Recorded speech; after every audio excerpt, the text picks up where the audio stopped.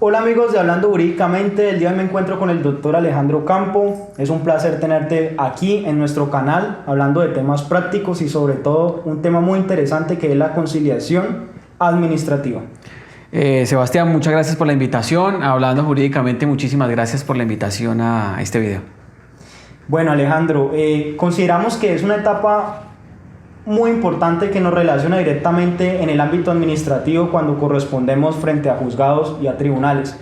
Quisiéramos saber qué tips nos puede regalar para nosotros instaurar una conciliación administrativa frente a la Procuraduría General de la Nación y asimismo llevar nuestro proceso acorde frente a juzgados y tribunales.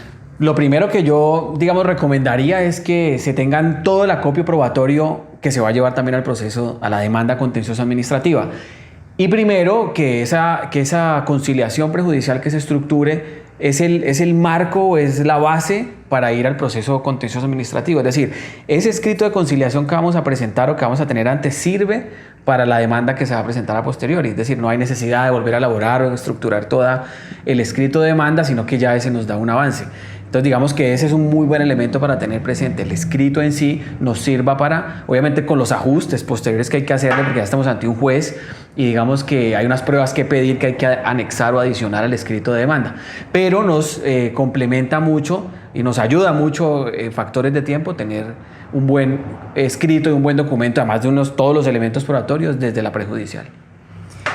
¿Cuál sería la mayor dificultad que tendría un abogado al momento de presentar una conciliación administrativa?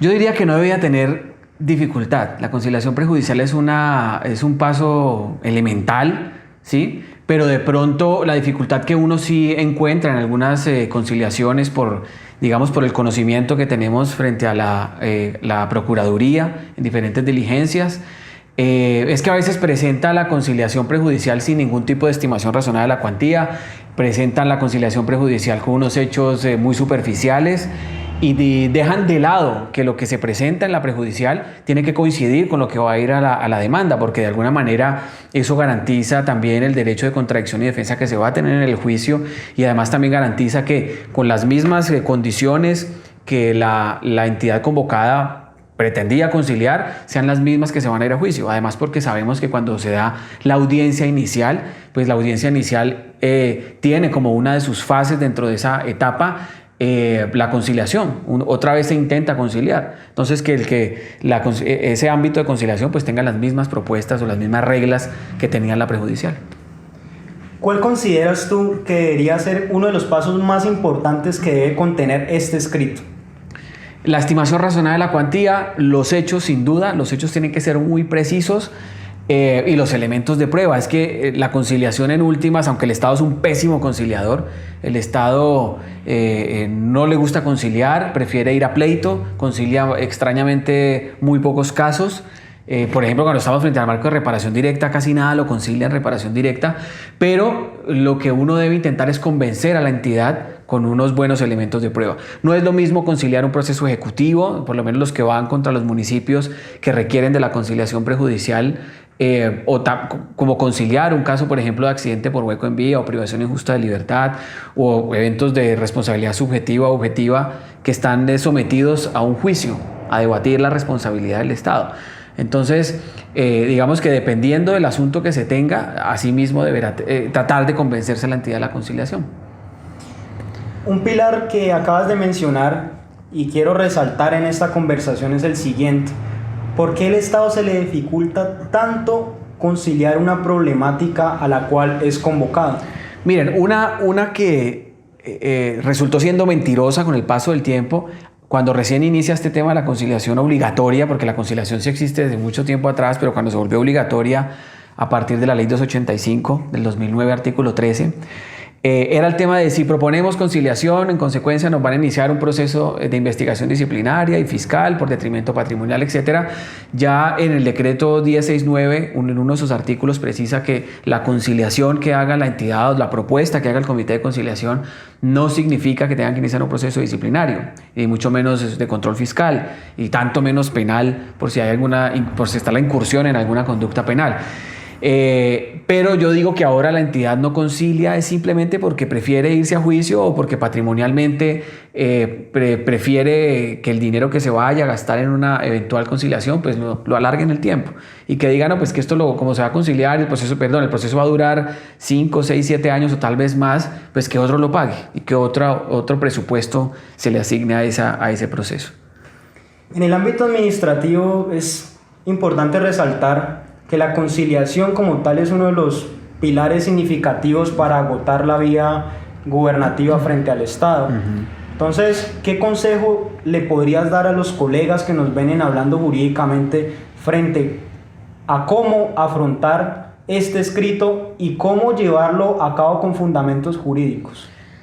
Cuando se trata de fundamentos jurídicos, por ejemplo, caso de nulidad restablecimiento del derecho, yo debo agotar lo que antes se llamaba vía gubernativa, que hoy llamamos sede administrativa, simplemente un cambio semántico porque en la práctica es lo mismo.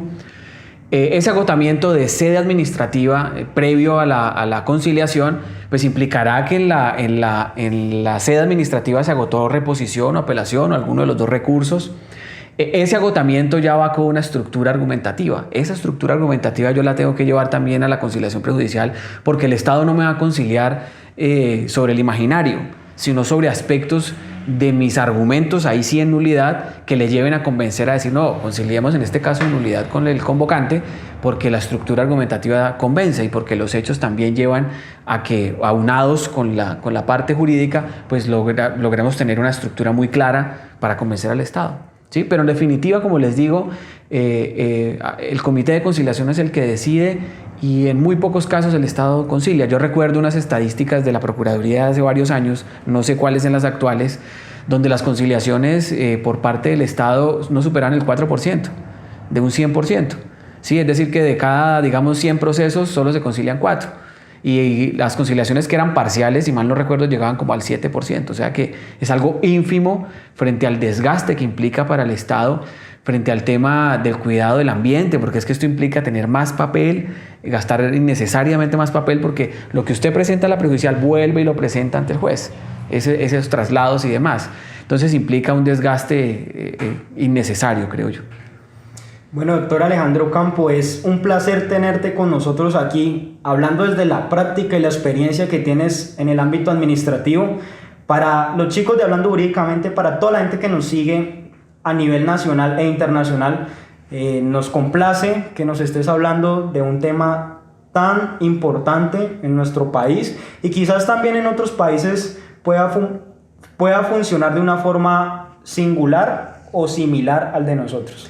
No, antes yo estoy agradecido por la invitación que me hacen al canal y bueno, que sea de utilidad en últimas, que es lo que nos interesa, digamos, para las personas, que estos conocimientos y esto que estamos tratando de transmitir resulte útil para todos los que siguen el canal y los que le dan visualización a los videos.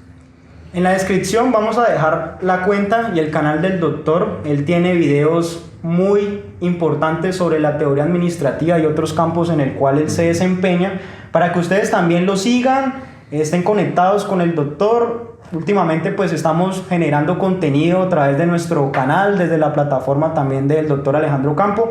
Entonces, para que no te desconectes de Hablando Jurídicamente y sigas generando cambio positivo.